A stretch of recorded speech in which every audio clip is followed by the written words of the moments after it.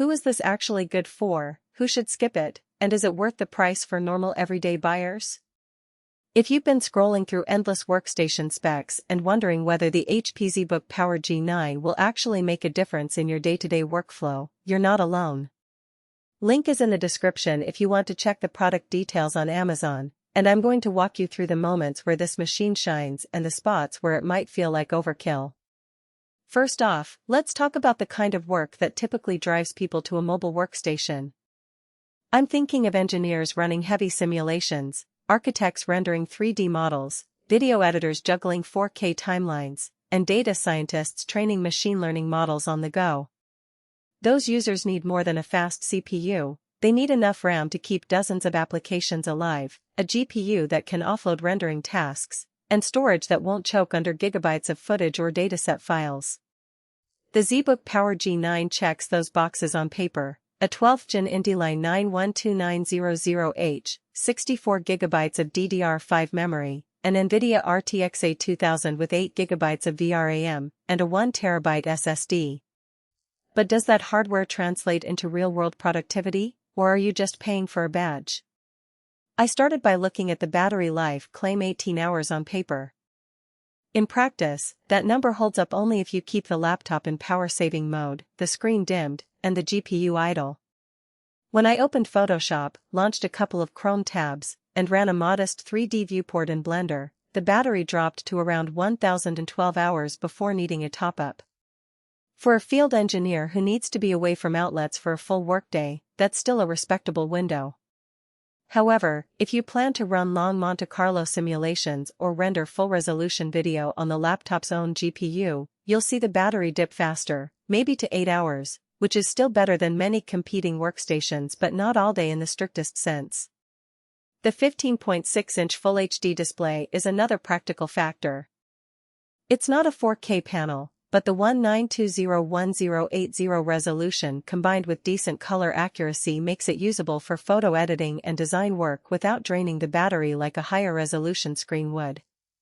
In a real-world scenario, say, reviewing architectural plans on a construction site, the screen size is large enough to see details, yet small enough to fit into a typical backpack.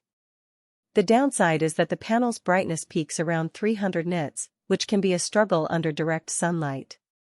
If you spend a lot of time outdoors, you might need a matte screen protector or an external monitor for the best experience. Now let's dig into the memory. 64 GB of RAM sounds like a luxury, but in the context of heavy multitasking it's genuinely useful.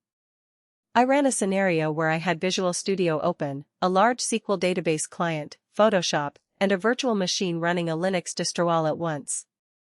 The system never hit a memory bottleneck, and swapping was virtually non-existent.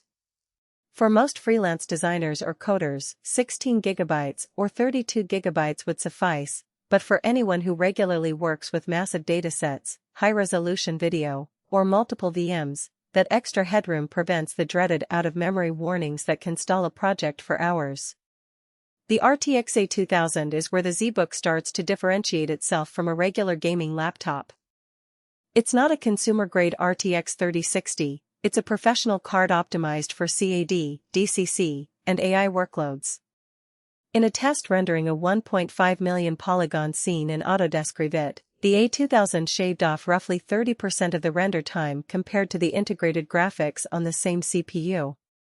For video editors, the card accelerated Premiere Pro's GPU accelerated effects, cutting preview render times in half.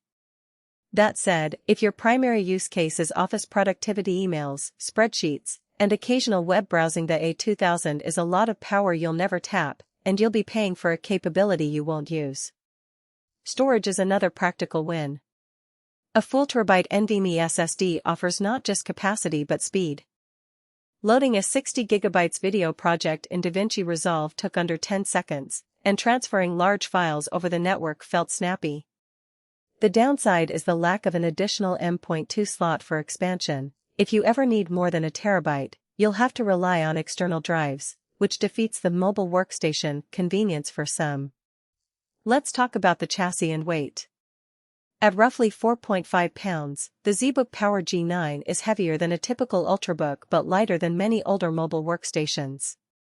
The build feels solid, with a magnesium alloy frame that absorbs the occasional bump when you toss it into a bag.